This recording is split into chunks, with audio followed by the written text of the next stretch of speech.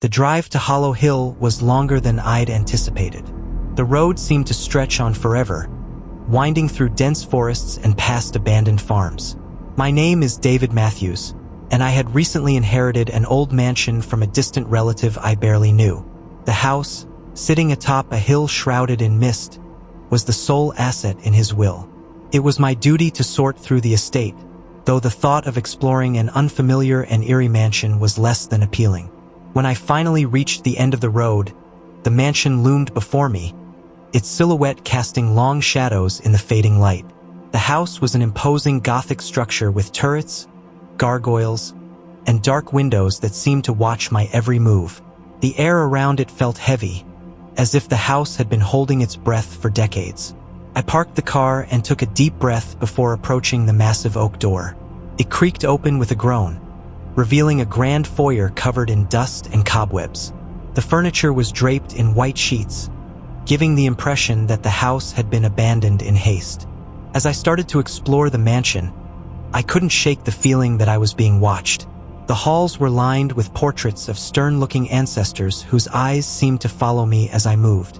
I attempted to shake off the unsettling feeling and focused on my task. In the library, I found a large wooden desk with drawers full of old documents and letters. Among them, one letter stood out. It was yellowed with age and addressed to me, though it had been written long before my birth. The letter was from my great-great-grandfather, Charles Matthews. It spoke of a curse placed upon the house and warned of the horrors that awaited anyone who dared to stay there for too long. The words were chilling. The darkness that dwells within the walls will consume your very soul. Beware, for the house is alive. I dismissed it as a fanciful story meant to entertain, but the letter's ominous tone lingered in the back of my mind. I decided to explore further, hoping to uncover some truth behind the cryptic warning. That night, as I settled into a dusty old bedroom, I heard strange noises coming from the walls. It started with faint scratching sounds, like something was clawing its way through the wood. Then came whispers, soft and unintelligible, but filled with a sense of urgency. I tried to ignore it, attributing the sounds to the old house settling, but sleep eluded me. Around midnight, I heard a loud crash from downstairs. My heart raced as I grabbed a flashlight and made my way through the darkened halls. The source of the noise was a large mirror that had fallen from the wall in the foyer. Its shattered pieces glittered ominously on the floor. I examined the mirror closely and noticed something peculiar. Among the shards, a message had been written in what appeared to be blood. "You should not be here." I couldn't make sense of it. The message, coupled with the eerie atmosphere of the house, began to weigh heavily on my mind. I decided to investigate further. In the library, I discovered a hidden door behind a large bookcase. It led to a small room, its contents covered in dust and cobwebs. Inside, I found old journals, photographs, and strange artifacts. One journal in particular caught my eye. It belonged to a previous resident, Evelyn Matthews, and detailed the gradual descent into madness that she experienced. Evelyn wrote about visions of shadowy figures, whispers in the dark, and an overwhelming sense of dread. Her entries grew more erratic and desperate, culminating in a final entry that simply read, "The house is alive." The journals detailed her struggle to escape the house's grip, but it seemed she was never successful. The deeper I delved into the history, the more I began to feel a growing unease.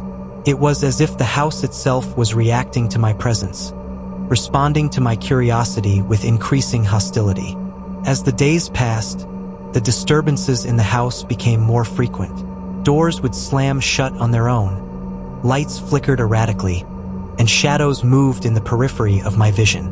The whispers grew louder and more coherent, forming words that seemed to taunt me. One night, I was jolted awake by a chilling breeze.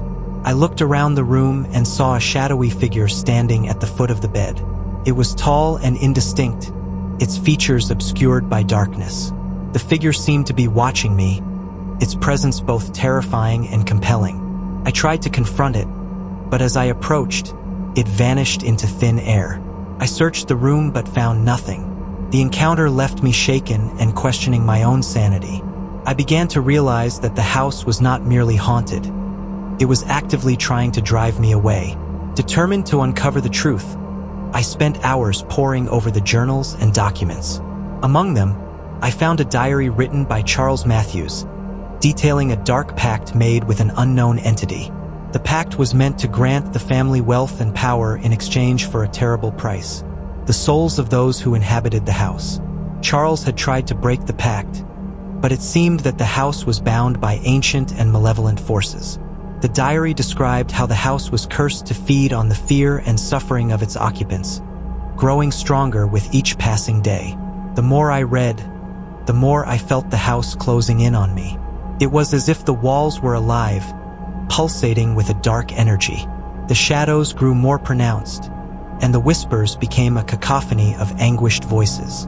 I realized that the house was feeding off my fear, using it to strengthen its hold on me. The house's influence began to take its toll on me.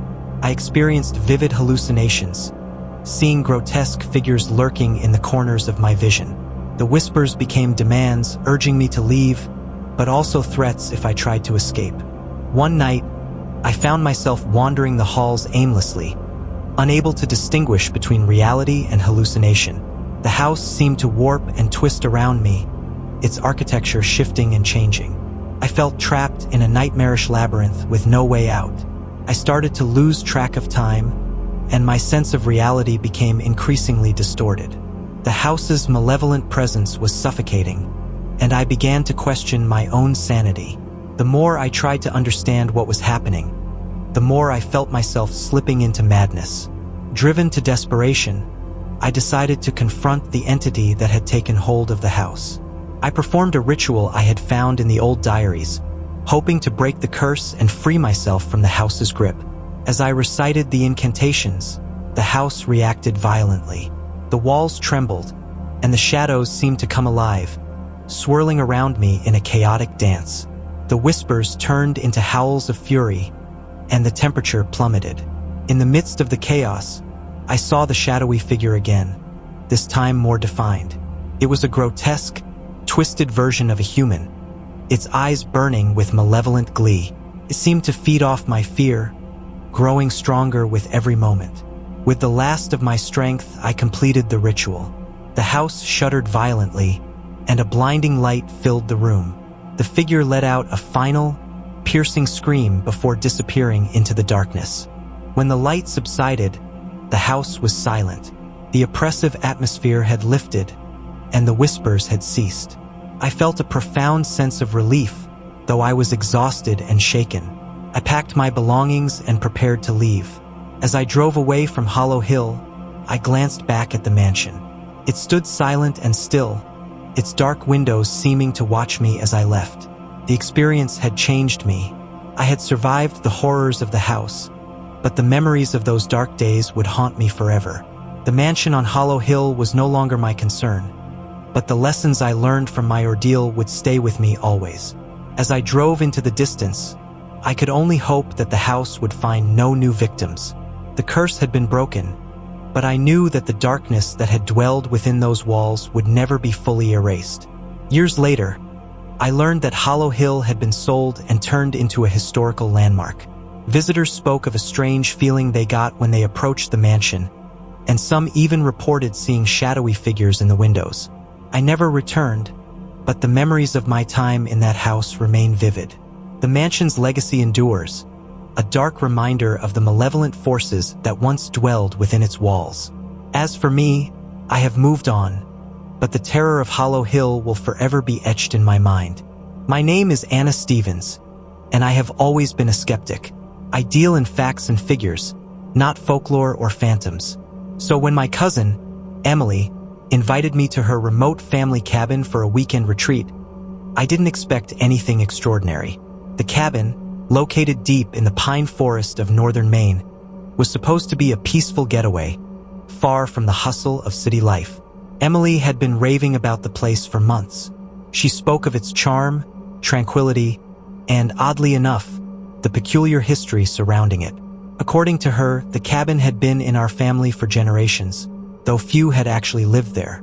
She hinted at strange occurrences but assured me they were merely stories meant to spook the locals. I accepted the invitation, intrigued more by Emily's enthusiasm than by any ghost stories.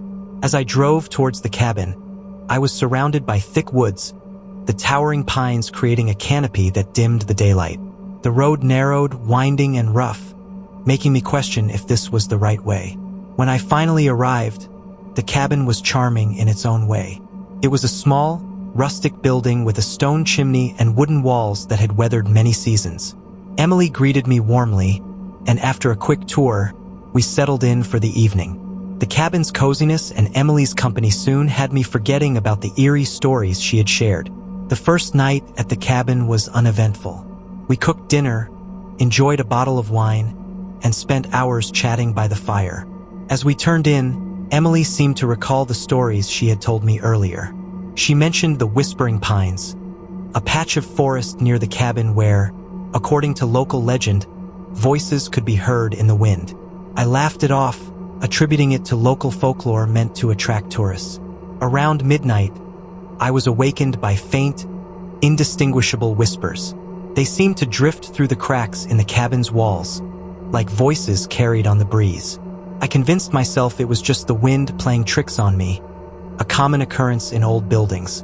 Yet, the whispers persisted, growing louder and more coherent as the night progressed. Unable to sleep, I ventured outside to investigate. The moonlight cast long shadows among the pines, and the forest was eerily quiet, save for the persistent whispers that seemed to come from all directions. I searched the perimeter of the cabin but found nothing out of the ordinary. Returning inside, I hoped it was just a figment of my imagination. The next day, Emily seemed off. She was quieter than usual, her demeanor distant. I tried to engage her in conversation, but she brushed off my concerns, attributing it to lack of sleep. Despite her attempt to lighten the mood, an undercurrent of tension remained. As the day progressed, Emily suggested a hike to explore the surrounding area. Eager to clear my head, I agreed. We ventured into the woods, following a narrow trail that led deeper into the forest. The further we went, the denser the trees became, and the whispers from the night before seemed to intensify. Emily suddenly stopped and pointed to an old, dilapidated sign partially obscured by foliage. It read, "Whispering Pines. Enter at your own risk." Emily's face was pale as she explained that the area was known for strange phenomena and that it had been avoided by locals for years. I was skeptical, but Emily's serious tone convinced me to proceed with caution. The forest was dense and silent, save for the occasional rustle of leaves. As we walked, Emily revealed more about the cabin's history. It had belonged to our great-grandfather, who was rumored to have vanished under mysterious circumstances. The stories about the Whispering Pines were linked to his disappearance and subsequent sightings of strange figures in the forest. That night, the whispers returned, more distinct than before. I could make out individual words, phrases that seemed to plead for help or warn of danger. Emily was asleep, exhausted from the day's hike, but I lay awake, increasingly disturbed by the sounds.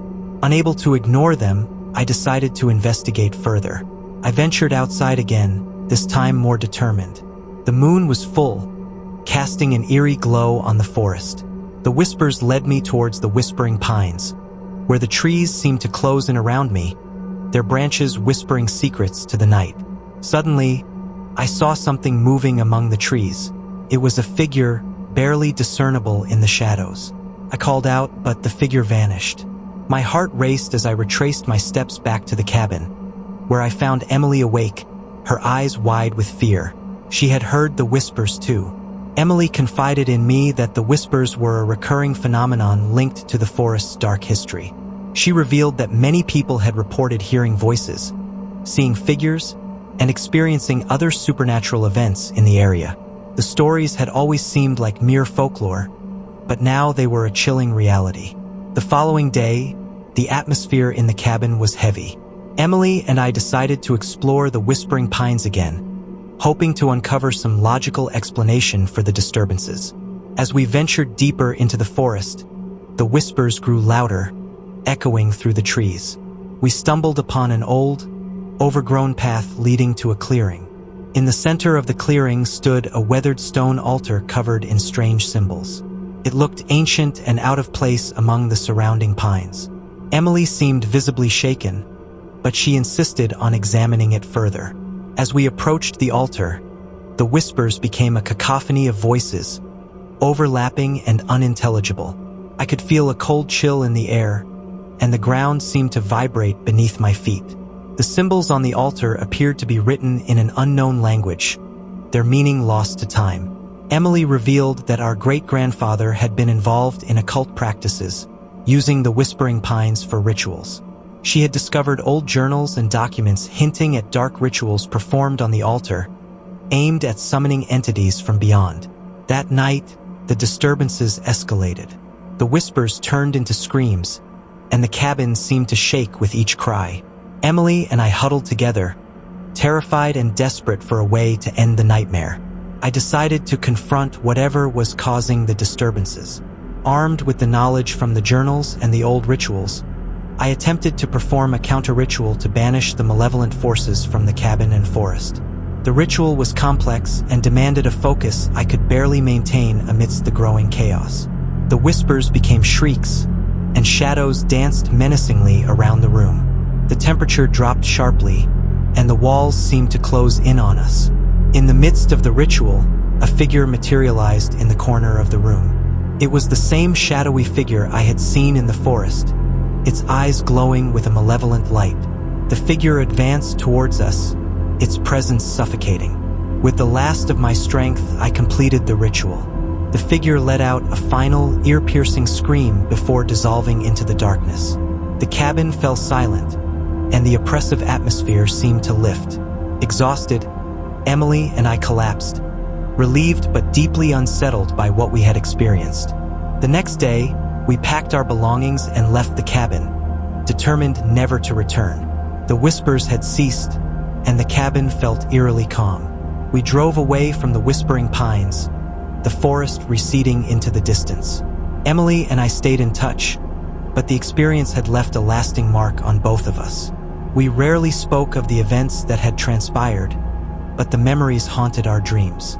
The cabin remained a dark chapter in our lives, a reminder of the malevolent forces that lurked in the shadows. Years later, I heard rumors that the cabin had been sold to new owners. People spoke of strange occurrences and unexplained phenomena in the area, though I never confirmed these stories. The Whispering Pines had become a legend, a place where the line between reality and the supernatural had blurred. Though I have moved on with my life, the memories of the Whispering Pines remain vivid. The experience changed me, leaving me with a deep sense of unease about the unknown. The cabin and the forest continue to hold their secrets, a dark reminder of the forces that dwell beyond the veil of reality. As I reflect on that fateful weekend, I cannot help but wonder about the true nature of the whispers and the entities that haunted us.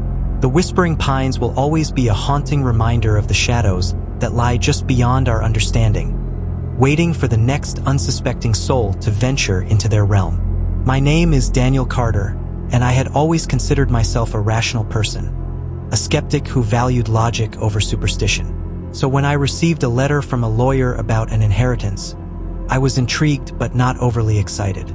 My great-uncle, Thomas Carter, had passed away, leaving me a house in a small town I had never heard of. The letter mentioned that he had lived there for years, but little else was known about the property. The house was located in a secluded area, a quiet town named Ashwood. Curious about the unexpected inheritance, I decided to visit and check it out. I imagined the house would be a simple, old building, perhaps in need of some renovation but otherwise unremarkable. What I didn't expect was to uncover a dark legacy that would challenge everything I thought I knew. When I arrived at Ashwood, the house was even more foreboding than I had imagined. It stood alone at the end of a long driveway, surrounded by overgrown bushes and trees. The once white paint was now peeling, revealing a gray and weathered facade. The windows were dark and dusty, giving the house an abandoned look. After unlocking the heavy front door, I stepped inside. The air was musty and stale, filled with the scent of old wood and mildew. Dust danced in the shafts of sunlight that filtered through the grimy windows. The interior was just as dilapidated as the exterior. Faded wallpaper, creaking floorboards, and a grand staircase that seemed to groan with every step. I began exploring the house, noting the remnants of my great-uncle's life. Old photographs lined the walls, mostly of people I didn't recognize. An antique grandfather clock ticked solemnly in the corner, its hands frozen at 3:15. There was a library filled with old books and a study cluttered with papers and dusty old maps.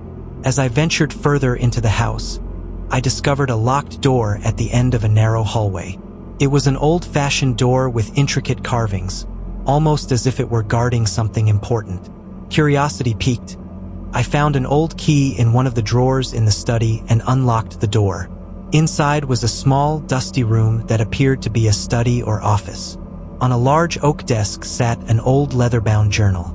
The journal looked ancient, its cover cracked and worn. I carefully opened it, finding pages filled with my great-uncle's handwriting, detailed notes about strange occurrences, rituals, and observations about the house.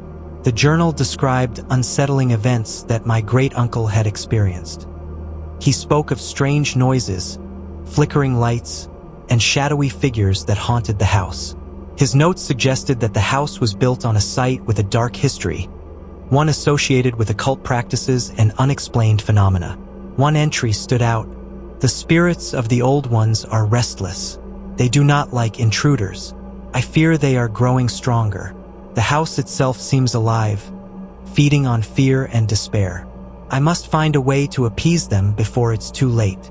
The more I read, the more I felt a chill run down my spine. The journal painted a picture of a house that was more than just a building. It was a living entity with a malevolent presence. Despite my skepticism, I couldn't shake the feeling that something was very wrong. That night, I decided to stay in the house, despite the uneasy feeling that had settled over me. I set up a makeshift bed in the study and tried to ignore the creaking noises and occasional gusts of wind that seemed to seep through the old walls. As I tried to sleep, I heard the sound of footsteps moving across the upper floors. I assumed it was the house settling, but the noise persisted, slow, deliberate footsteps that seemed to come closer with each passing minute. I went upstairs to investigate, but the house was empty and nothing seemed out of place. Returning to the study, I noticed that the journal had been moved. It was now open on a different page, with a new entry written in a frantic hand. They are here. I can hear their whispers. They want something from me. I must find the source and destroy it before it consumes me. A sense of dread washed over me as I realized that my great-uncle had been deeply troubled. I resolved to explore the house further the next day, hoping to uncover the source of the disturbances. The following morning, I continued to search the house for any clues about its dark history. I revisited the library and the study, trying to make sense of my great-uncle's notes. In one of the bookshelves, I found a loose floorboard. With some effort, I pried it open, revealing a small compartment hidden beneath. Inside the compartment was an old, dusty box. I carefully opened it to find various items: old photographs, letters, and what appeared to be ritualistic artifacts. There was also a map of the town with a specific location marked with a red X. The map intrigued me. I decided to follow the location, hoping it might lead me to answers about the house's history. After some research and local inquiries, I discovered that the marked location was an old cemetery on the outskirts of town. The cemetery was overgrown and neglected, its once pristine graves now weathered and crumbling. I followed the map to the area marked with the red X, where I found an old, broken crypt partially buried in the underbrush. Inside the crypt, I discovered a hidden chamber. The walls were covered with symbols and strange markings. In the center of the chamber was an old altar with various objects arranged in a ritualistic manner. Among them was a book bound in dark leather, similar to the journal I had found in the house. The book was filled with more detailed accounts of occult practices and rituals performed at the site. The text spoke of summoning rituals and attempts to contact otherworldly entities. It became clear that the house and the cemetery were part of a larger, dark network of supernatural activity. That night, I returned to the house, feeling a growing sense of unease. As I settled into the study, the disturbances grew more intense. The whispers returned, louder and more distinct, echoing through the halls. Shadows moved in the corners of my vision, and the temperature in the house dropped sharply. I tried to follow the instructions in the book, performing a ritual intended to appease the spirits and disrupt their influence. As I chanted the incantations, the whispers turned into anguished cries, and the shadows grew more pronounced. The house seemed to come alive with malevolent energy. Doors slammed shut, and windows shattered. The atmosphere was thick with an oppressive presence, and I could feel an overwhelming sense of dread. In a desperate bid to end the terror, I decided to confront whatever was haunting the house. I used the artifacts and rituals described in the book, attempting to banish the malevolent entities once and for all. As I performed the final ritual, the house erupted in chaos. The walls trembled, and the floorboards shook violently.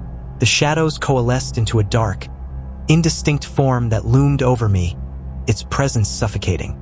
The confrontation was intense and terrifying.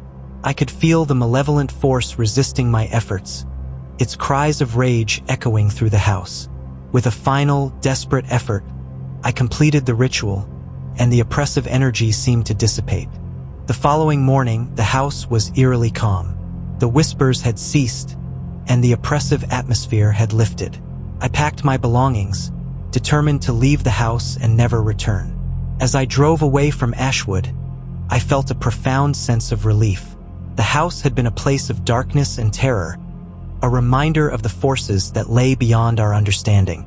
I later learned that the house had been sold to new owners, and the town of Ashwood returned to its quiet existence. Though I never returned to the house, I often think about the experiences I had there. The forgotten house had revealed a world of darkness and supernatural forces, a reminder that some mysteries are best left unexplored. Years have passed, but the memories of that house linger in my mind. The experiences I had there challenged my beliefs and opened my eyes to the reality of the supernatural. The forgotten house remains a dark chapter in my life, a testament to the power of the unknown. As I reflect on those events, I wonder about the other secrets hidden in the world, waiting to be uncovered. The house in Ashwood will always be a reminder of the thin veil that separates us from the mysteries that lie beyond, a place where reality and the supernatural intersect.